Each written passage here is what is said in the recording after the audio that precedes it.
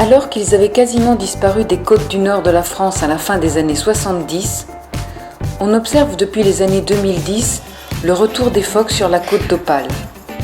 Jackie, président de la section mammifères marins au CMNF, étudie minutieusement cette colonie de phoques gris et de veaux marins depuis plus de 20 ans. Au programme de son association, l'observation et le recensement des phoques, mais aussi la sensibilisation du public. Car la présence des phoques sur la côte attire de plus en plus de touristes. Ce matin, nous sommes sur la plage du phare de Walde, une plage très peu fréquentée par les touristes car difficile d'accès. Pour les phoques, c'est un lieu de quiétude. Mais là, on est au point d'observation numéro 2 et on a le phare qui est dessiné et on voit le premier point sur la droite, donc ils sont au point numéro 3. Il est 10h45. Point numéro 3, 8 phoques gris à terre. Et les phoques qui sont dans l'eau, les 3, ils sont un peu plus au nord, donc ils sont au point 4. 3 gris dans l'eau. Comme chaque semaine, ou parfois chaque jour lorsqu'il y a des naissances, Jackie pose jumelles et appareils photo en prenant garde de respecter la zone des 400 mètres, qui équivaut à la distance de fuite des phoques. Cette distance de 400 mètres est d'autant plus importante pendant la période des naissances, puisque chaque allaitement se fera sur terre et non dans l'eau. Les phoques mettent bas, non pas dans l'eau, mais automatiquement sur le sable, mais le jeune il va rester à terre parce qu'il a des longs poils blancs et pendant 3-4 semaines il va le perdre petit à petit. S'il va dans l'eau, il va se noyer parce que le poids de cette laine va le faire couler. Au bout d'un mois, le bébé qui a triplé son poids de naissance doit se débrouiller seul. Aujourd'hui, nous avons de la chance, car c'est un grand groupe de phoques gris et quelques veaux marins qui ont choisi le phare de Walde pour une halte salutaire. L'œil vissé aux jumelles, Jackie fait le décompte des mammifères présents, à terre d'abord et ensuite en mer. Puis, il zoome sur chaque individu pour vérifier s'il ne retrouve pas un mammifère bagué. La couleur de la bague indique le pays d'origine où le phoque a été réhabilité. À chaque marée basse, c'est le même rituel. Les mammifères se regroupent sur des bancs de sable, où ils se reposent et prennent le soleil pour préparer leur mue à la sortie de l'hiver et reconstituer leur réserve de graisse. 4 cm minimum entre le muscle et l'épiderme, ce qui leur permettra d'affronter les températures glaciales des mers du Nord en hiver. S'ils n'ont pas cette graisse-là pour supporter l'hiver, ça va être catastrophique pour eux.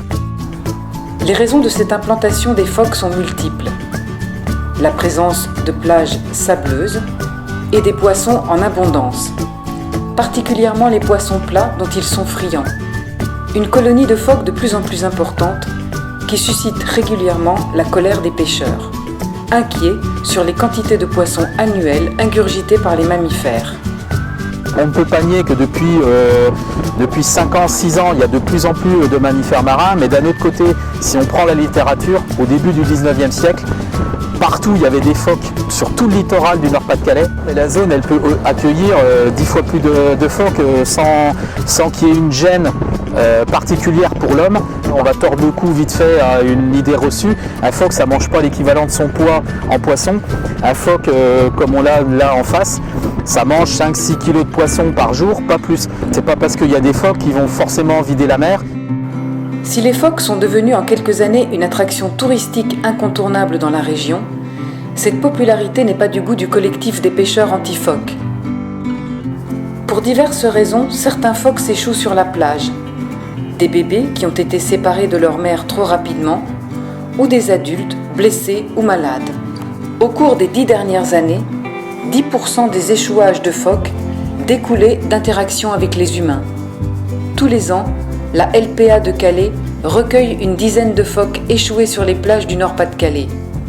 Après plusieurs semaines, voire plusieurs mois de soins, les mammifères sont relâchés dans leur milieu naturel.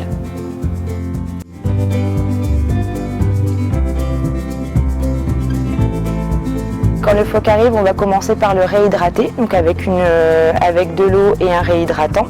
Ensuite, on va commencer à lui administrer de la bouillie de poisson. Un poisson mixé avec de l'eau, du réhydratant et des antibiotiques ou des médicaments si son état l'exige.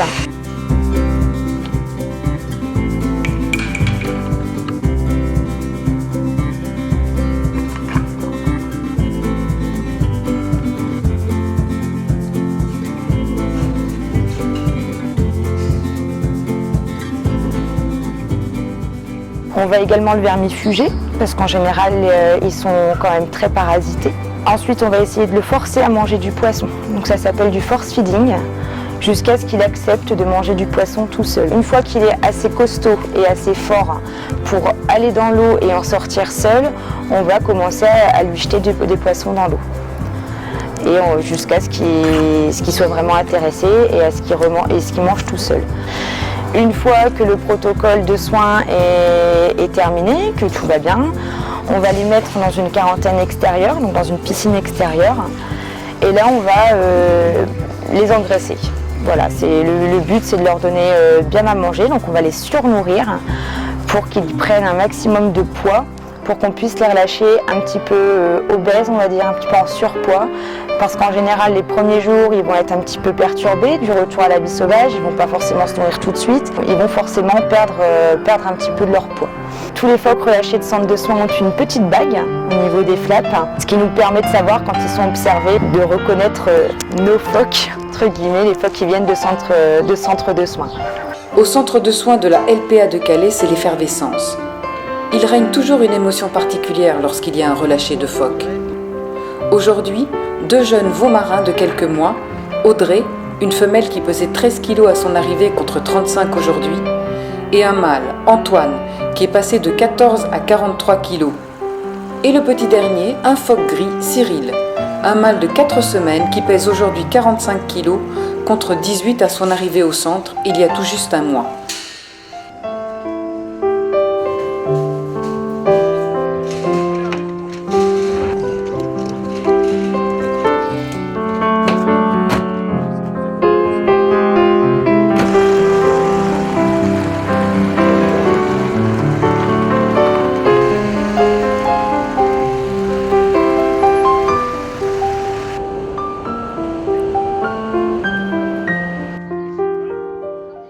C'est le grand moment, les cages s'ouvrent et les phoques, après quelques hésitations, vont rejoindre leur élément naturel et regagner à grands coups de nageoire les autres colonies de mammifères marins qui peuplent désormais la côte d'Opale. Le collectif des pêcheurs anti-phoques du Nord-Pas-de-Calais accuse les phoques de consommer trop de poissons et de mettre en péril leur activité. Pourtant, aucune preuve scientifique n'étaye cette affirmation. Les estimations officielles sur les quantités de poissons consommées par les phoques ne nous disent rien quant à l'impact des phoques sur les populations de poissons.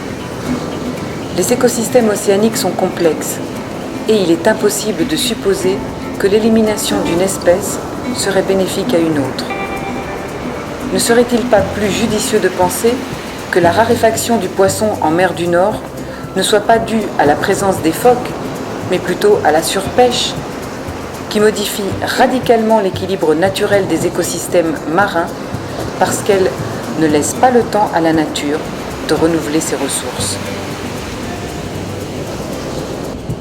Si Christelle est heureuse de voir ses jeunes protégés retrouver ainsi le chemin de la liberté, elle s'inquiète toujours de savoir s'ils vont pouvoir s'en sortir. Séquence émotion, comme toujours. Bon, Cyril a eu un petit peu plus de mal que les autres à partir, mais bon, il suffisait de lui montrer le chemin et puis il va retrouver ses congénères. C'est que du bonheur, c'est gagné.